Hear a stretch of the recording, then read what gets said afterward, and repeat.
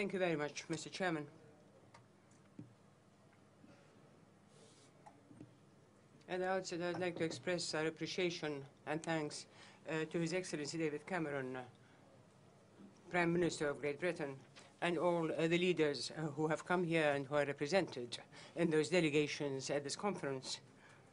As I would like to thank His Excellency Ban Ki-moon, the Secretary General of the United Nations, as well as the Secretary General of the African Union and the Secretaries General of international and regional organizations. Ladies and gentlemen, honorable guests, it gives me great pleasure on this occasion, i.e. the convening of this conference in London on Somalia. We would like to express our deep appreciation and thanks to the United Kingdom, its people. We look very much forward to hearing your plans for Somalia, your thoughts on this London conference, and most of all, to your grounds for cautious optimism on the way ahead for your country. Thank you, sir.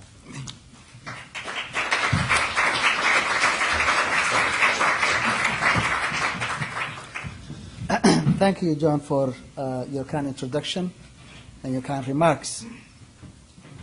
Dr. Chairman, ladies and gentlemen, I thank you for the opportunity to speak before you today. My vision is for a secure, stable, and prosperous Somalia, a Somalia at peace with itself and with its neighbors, where its citizens can go about their daily lives in safety and provide for their families with confidence and dignity. A resurgent Somalia, a tolerant Somali society where conflicts can be resolved peacefully, built on respect for traditional Somali culture, religious values, and way of life. A Somalia with an inclusive and accountable system of government that represents all of its people and in which all Somalis can feel that they have a stake. Achieving this, of course, represents a huge challenge, but it is not a utopian dream. It can be done, and we are closer than many people think. In fact, a recent report by the BBC cites a study which found that despite being described as the world's most failed state, Somalia is achieving standards of living that are equal or superior to many other African nations. The country ranks in the top half of the African countries on several key development indicators, and in fact only came near the bottom on 3 out of 13 indicators. It may also surprise many that 2 northern Somali ports account for 95% of all goat and 52% of all sheep exports for the entire East African region. Now, of course, despite these achievements, our society continues to be plagued by violence, poverty, illiteracy, and hunger. The lack of peace and security, of good and democratic governance, of a policy and legislative environment that can harness the entrepreneurial genius of our people and spread the benefits far and wide, has undoubtedly contributed to this state of affairs. Ladies and gentlemen, Somalia's problems are long-standing and complicated. Solving them require a serious and honest partnership between the transitional institutions, the African Union, the United Nations, and the broader international community. But primarily, Somalia is a sovereign nation, and ultimately, its destiny rests in the hands of its own people. Somalis must make the space, with your help and assistance, to solve their own problems. AMISOM, African Mission in Somalia, has been doing this alongside Somalia's armed forces, helping to provide the growing security space we need for the political process to flourish. And we cannot thank them enough for their commitment and sacrifice. They have made an incalculable contribution to bringing us to a place where we can see the way forward. As I speak, the United Nations Security Council is considering a resolution to expand AMISOM and provide it with the necessary tools to achieve its task of supporting us in our endeavor. It remains our fervent hope that this resolution will be adopted.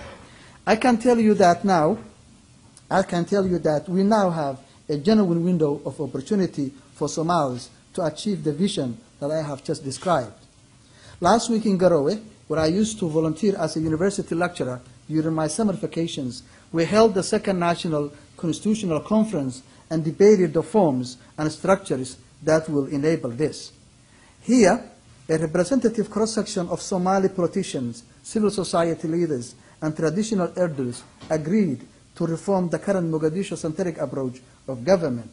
We agreed on how this will be achieved by establishing an inclusive parliamentary Somali democracy within a federal system that recognizes the different traditions and local experience of the regions.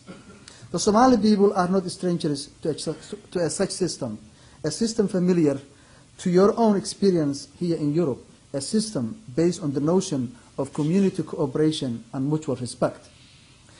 In the ancient hair or customary law, Somali customary law, we have always had an effective local way of protecting people and property, safeguarding individual and group rights, and securing travel and trade across the country by discussions and consensus. The foremost challenge we therefore face today in Somalia is to rebuild the institutions that enable community, to end the anarchy of statelessness and introduce a new order built on the bonds of the language, culture, and religion that unites us. An ancient Somali proverb promises that if people come together, they can even mend a crack in the sky. And today, we are witnessing the humble beginnings of a drive by the Somali people to take their destiny into their own hands and to shape their future. We are under no illusions about the skepticism which this proposition attracts among both the Somali people and the international community. 2 decades of seemingly unending humanitarian crisis and inept and kleptocratic leadership have driven many to despair. We Somalis are stubbornly independent-minded. One 19th century visitor noted that it was a land where every man was his own sultan. This can be the source of enduring strength, but it has in more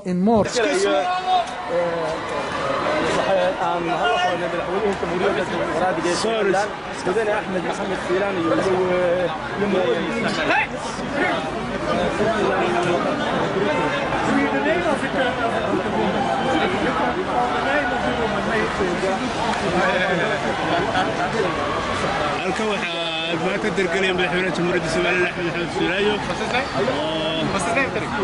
Axmed Maxamuud Siilaayo jamhuuriyadda Soomaaliland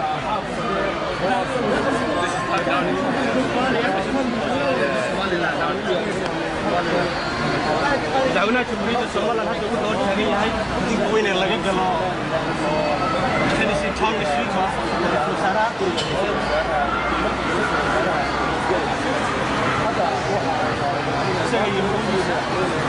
دعونا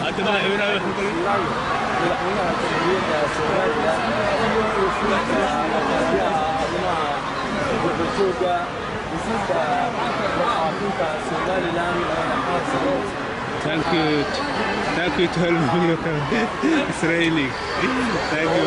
What's his name? Ahmed Abdi Hafsade, Wasir. Salam alaikum.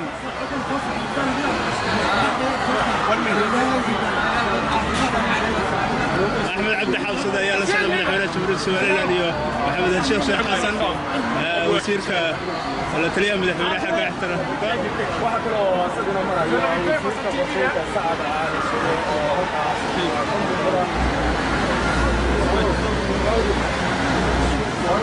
هذا كسر أحمد عبد حافظ why don't you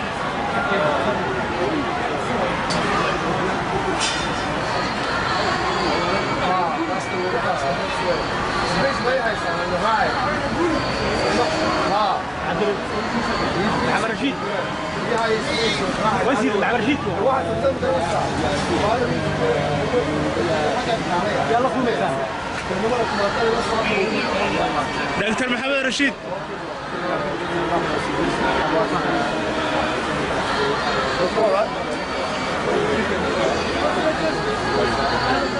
محمد رشيد صح حسن محمد رشيد وسير عكوسة عكوسة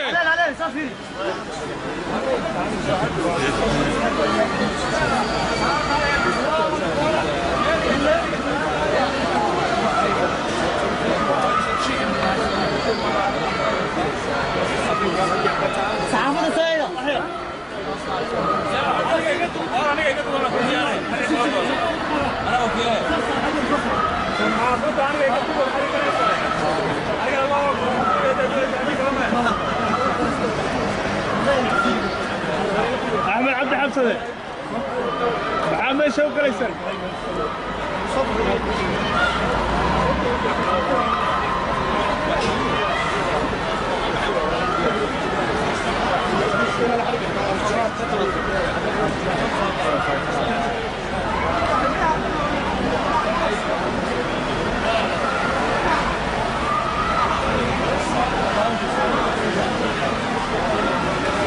It's recording, yeah? Yeah. On cable. On cable. Yeah, sure. Assalamu alaikum. Alaikum salam.